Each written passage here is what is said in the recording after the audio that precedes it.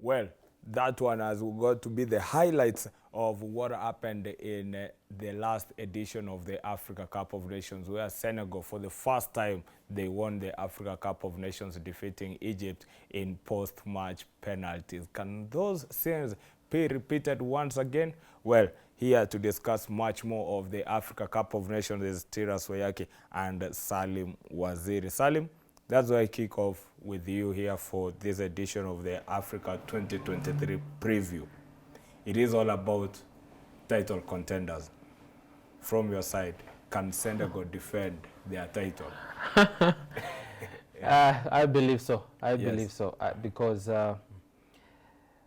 many times we have seen in football, it's not always the favorites that win it eventually. It's just a team that wanted it the most. But then again, you look at Senegal having won it a couple of years ago, being the defending champions now, and the team that they have. You're talking about Tiras, the likes of Edouard Mendy in there, Kalidou Koulibaly. And over the years, I think after Henry Camara left the scene and Khalilou Fadiga, Senegal has been struggling for those two men up top. And then all the responsibilities was lying on Sadio Mane to be the scorer and also the creator-in-chief. But right now, Nicholas Jackson will be in there, the man from Chelsea. And I think now Sadio Mane has got the right support cast. We saw at the AFCON when they beat Egypt, Ismail Assar was struggling with injuries, but now he has come back and in the Ligue 1 and he's playing the best football of his life. So you look at that support cast, I tell you, Osoro. The front six is one of the best in the world. You're talking about Gana Gueye, Papissa from Tottenham Hotspur, Felan Mendy, and then that front six is world class. So I think Che Kouyaté is also in there. So you look at that team and you tell yourself, if people are saying they'll struggle, even last time out they really struggled, but it's that extra quality that got them across the line. And even before we came on air, you talked about experience. Once you've won it, how you go about it is a totally different ballpark, because now you've learned what to do in the next editions. And I think right now they have understood that the star names in there just won't win it. Aliou Cisse understands now that it is a matter of now playing as a unit. And I think you look at that team and you tell yourself, if someone has got to beat them, they have got to play the best football of their entire lives, because as far as quality is concerned, I think Senegal is just a cut above the rest. Now, it's a good point that you have brought here, talking about the experienced players and the kind of players that are coming onto the Senegalese national team. Is that the difference maker? Because the names he has mentioned, and you look where they play former Liverpool, not Al Nassr, Tottenham Hotspur players, former Napoli players coming onto the side. The caliber of the league that you play in, now coming onto the Africa Cup of Nations, has to have an advantage over the other teams. Well, experience is a key factor always, but experience could also mean that your feet are now a bit aged and might have a problem in catching up. If experience were to win this tournament, then Egypt would win it, because they have the highest age average in this particular tournament. That puts them sort of in the picture, the mix of things. And they've come close to winning it. They sort of licked it, but didn't swallow it. The penalty shootout robbed them that opportunity of swallowing victory and feeling what it actually feels like. This is the end, perhaps arguably, for Egypt's golden generation led by Mo Salah. And to a little extent, even for Senegal, just a little extent. But I think it's going to take more than experience this time around. It's going to take a mixture of the two, experience and a bit experienced. Experienced and a bit experienced. That's older blood and younger blood coming into this tournament and actually winning it. But Senegal, he says they are a cut above the rest. I would say they are a cut above most of the teams in this tournament. You can't rule them out. They have a coach in Aliou Cisse who's totally focused. He knows what it's like to come close to winning it and not winning it, and he knows what it's like winning it, both as a player and as a head coach. He's a fantastic pair of hands And he's just the guy you want to oversee this process for Senegal. But I'm not banking on them to win it, to be honest. Yeah.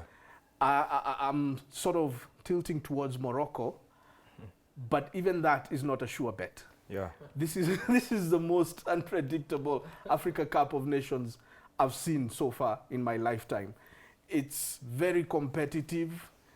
It has no clear favorite, but for Morocco, it's a do-or-die scenario for them. And I like the fact that their coach, Walid Regragui, said that if he doesn't get them to the semi-final, he'll resign. Yeah. And that sounds like serious commitment on his part. But it's tricky for them because in as much as they did very well at the FIFA 22 World Cup, they also lost a few matches last year. And that is good in the sense that you learn more from losing than you actually do from winning, and it brings you back down to earth. I think that really brought them down to earth in a sense that their focus now can shift towards winning this particular tournament. And I think they have what it takes. You're talking about Morocco. Yes. Well, they are actually one of the teams that are coming on to the Africa Cup of Nations, being the highest ranked when it comes to FIFA rankings from an African team. They are coming in at 13th. And historic run in the semi-final, getting to the semi-finals of the 2022 World Cup, sorry for that. And Walid Regragui, with the players that he had for Morocco, this is a tournament, Salim, you look at Morocco and say, there's also a team that can go now and lift the Africa Cup of Nations with no struggle. Yeah, and I think they have all it takes. Bearing in mind, you look at them and they look like a very fit side. We saw what happened at the World Cup, and everyone kept on saying, if, for example, whatever it was Croatia they eliminated? Yes. Yes. If Croatia let them go with them to extra time. Yeah. Spain and Portugal. Oh, really? Yes. Yeah. Morocco, and then Croatia got to they won bronze. Croatia eliminated Brazil, right? Yes. Croatia won bronze. So first was Argentina, second was France, and then Croatia won bronze on third position. Okay, so we'll go to the archives. But then again, I'm just saying, you let them go with you to that extra time, and you're in trouble because they are a very fit side. But then again, it's just also the quality in the side. You're talking about the El Nesris from Sevilla. I think Regi from West Ham, the defender. These are established players. They have been there and done it. So I think for me, you look at that team and what they did at the World Cup, but they have always struggled. Because why do I think they have always struggled? They have the AFCON because they are very technically gifted side. Yes. And I've said this time and time again, African football is a different ballpark altogether. It's a matter of, it's a very physical, it's more of a physical kind of stage than a technical side of it as far as football is concerned. Because you look at the World Cup, you come up against the most technically gifted sides as far as football is concerned. Yes. You come to these African teams, and no disrespect because we're all Africans, you come up against a Gambia. They just want to sit back and knock the Sofian Boufals of this world because they are good on the ball for Morocco. They just want to knock them around the park and get them frustrated. But you look at the World Cup, it's a much more a tactical approach kind of football where coaches don't want to give so much away. So it's a matter of who will blink first. So they keep on playing at the same level for most of the time. So, but I think when you're talking about quality and experience, and the know-how of how to go about it. Yes. I think that's what I'm saying. I'm putting all my coins on Morocco, Senegal. Yeah. Morocco, Senegal. Yeah. As a big one that is coming from you, and people expect it to go like that. But also, West Africa, Africa Cup of Nations, superstitions also come in. And true or false? No, for people don't like talking about witchcraft because also there is the religious factor in Africa that's very, very strong. Yes. Christian and Muslim. But there's also the witchcraft element. There's the African element. Exactly. In African football. Yes. And not just African football, even outside of Africa. Yes. But yes, you may want to call it superstition, sort of cleanse it by calling it super, but I think at the end of the day, it comes down to football. But that factor is there, but it comes down to football. My superstition is this, because when the Africa Cup of Nations is held in an West African country, usually a West African team has got to win the Africa Cup of Nations. And now, when you look at Ivory Coast, they won it in 2015. Nigeria have taken some time without winning it. But these are teams that you look at, and they are also very key teams that when it comes to the Africa Cup of Nations, you cannot write them off. You look at a team like Nigeria, Cameroon, Ivory Coast itself, Ghana. These are teams that make the Africa Cup of Nations. From that list, and when you look at it, where do you place a team like Nigeria in this edition of the AFCON? I really can't tell, but just because they have a number 9 who scores goals, in Victor Osimhen, and you have that front, I think the attacking talent that is there. You're talking about Adeola Lookman. You're talking about Samuel Chukwueze, the Ahmed Moses of this world.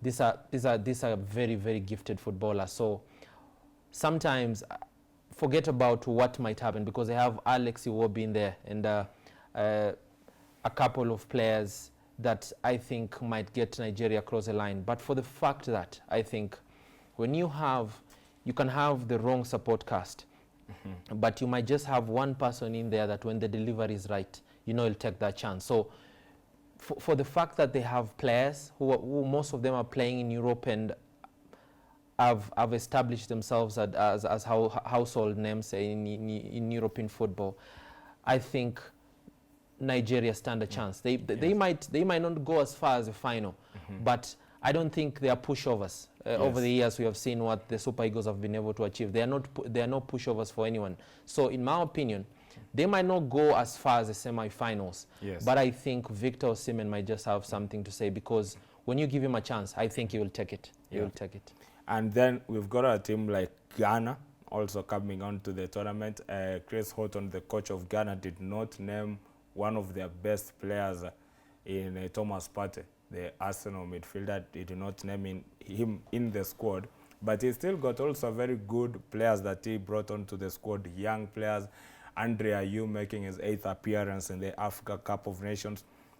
Underdogs, dark horses, or title contenders? Underdogs. Ghana has not been doing as well as it has done in the past. 2006, 2010, that time, Ghana was at the height of its powers. But they've gone back a few steps, and really, you can see it, you can feel it, and there's been a lot of debate about whether it's right to have Ayew on the team, and even their dad had to contribute to that debate. In Ghana. It's a big issue, because they feel, the Ghanaians support base feel that he has outlived his usefulness. And really, there's a strong argument for that. We had that debate during the World Cup, and Patrick Nagy, who's a very experienced Kenyan coach, former player, actually young player of the year in 1968 in Kenya, was of the opinion that time's up for the Ayew factor with the national team.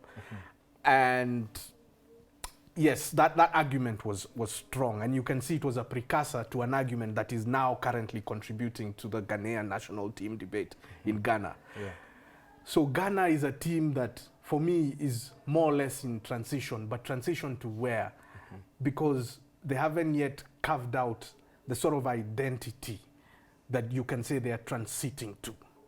And this is not really a very, very good time for Ghana. And I think more or less the same applies to Nigeria. Nigeria are also in a similar kind of situation. And I would say Nigeria in the kind of situation that the German national men's senior team has been in for the last few years. Potentially very good, hard nut to crack, not easy to eliminate from the tournament, as Waziri has just pointed out, and I fully agree with him on that. But they are still not at their full strength. And that's where Ghana also find themselves. Yeah. So if they were to win, there would be surprise packages of this tournament. Well, you've got Ghana there. Salim, let's talk about the hosts themselves. When you look at Ivory Coast, they have got also the good players. One of the most experienced coaches coming in to be their coach. He was a former assistant to Laurent Blanc, who was the Paris Saint-Germain coach, a French national team coach, and now he is coming in to coach the host Ivory Coast. With this, you are the home team out of the Civil War. You won it in 2015. You still got some of the best players. Can the home advantage carry them to the title, or let's say the best will be to a medal bracket? Yeah, it can. It can. Never underestimate the importance of the 12th man. Yes. But then again, it's just not about the fans. You look at that team. Yes.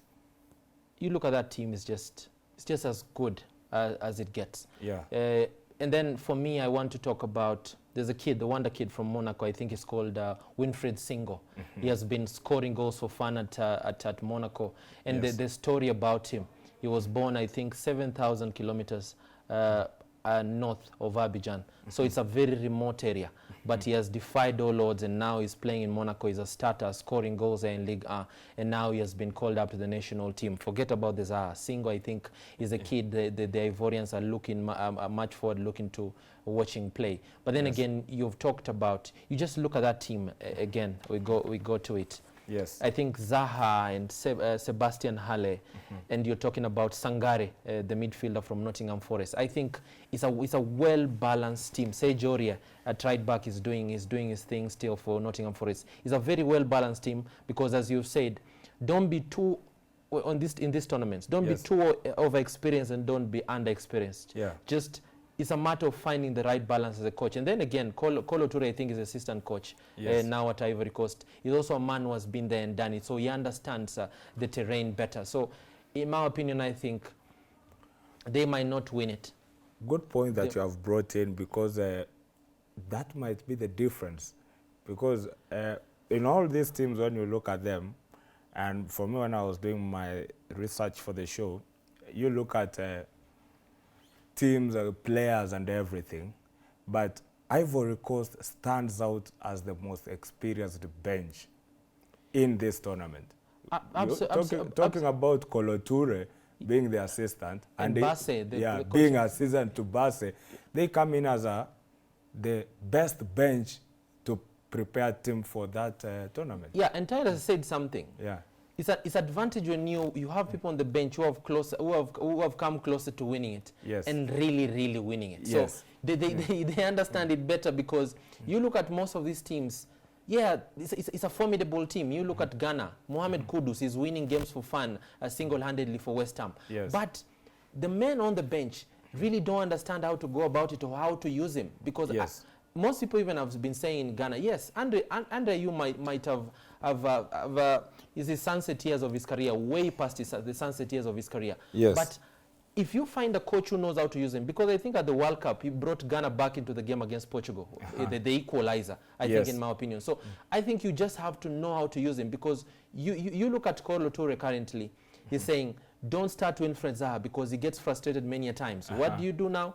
Bring him when people are out of legs entirely, because he has got the pace, he has got the trickery. And you see, in the qualifiers, it was working best for Ivory Coast. So if you have a bench that understands the men that are out there in the pitch, and Ivory Coast have got that now, I think it's a huge plus. And that might just give them an edge when they come up against teams that are not well prepared. Yes. Well, let's look at Group A today. The first match will be Ivory Coast versus Guinea-Bissau. That is be coming on the first match. Then we'll be having Nigeria and Equatorial Guinea. From the names in the group, might give you a fair chance to say going on to the knockout stage in this group will be Nigeria and Ivory Coast. 20 years ago, I would have said that without blinking an eye. Yes. But today, football has changed. Look at Equatorial Guinea. Yes. The only country on the African continent that has Spanish as one of its official languages. They, in their counter-attack, they have that Spanish thing in them. they're almost unstoppable. Yes. And if you look at them over the last 10 years or so, or just over 10 years in the Africa Cup of Nations, they've been doing exemplary well. Yes. They were not part of the conversation 20 years ago. We would have discussed the West African circuit and not mentioned them. We used to mention Guinea, but now Equatorial Guinea are a factor that's even bigger than Guinea itself. That group is a tricky group, and if Nigeria don't watch out, they may not get past that group. Yes. So they've got to put their best foot forward from the get-go. The opening minutes, very crucial. The closing minutes, just as crucial as the opening minutes of the game. That's when a game can at times be crucially decided. So for me, I would say Ivory Coast are a shoo-in to the next group. Because as Waziri has pointed out, the home factor, that crowd, the 12th man, that can win you a game. Yes. You saw South Sudan beat us with a 12th man here at Kasarani. And we beat Qatar away in Qatar with our 12th man. The thousands of Kenyans working in Qatar, a good chunk of them turned up at the stadium. And that's what gave us strength. That's what pushed us over the line ahead of Qatar. So for Ivory Coast, I think they're a shoo-in. But if Nigeria don't watch out, Equatorial Guinea could get out of that group with Ivory Coast and move on to the round of 16. Finally, Salim, let me give you the last word. What do you expect from this first game and this edition of the Africa Cup of Nations? It's just the pomp and color. The pomp and color, celebrating the African culture itself is a huge bonus for us who are Africans. And you saw them when all of them were arriving at the airport in Abidjan.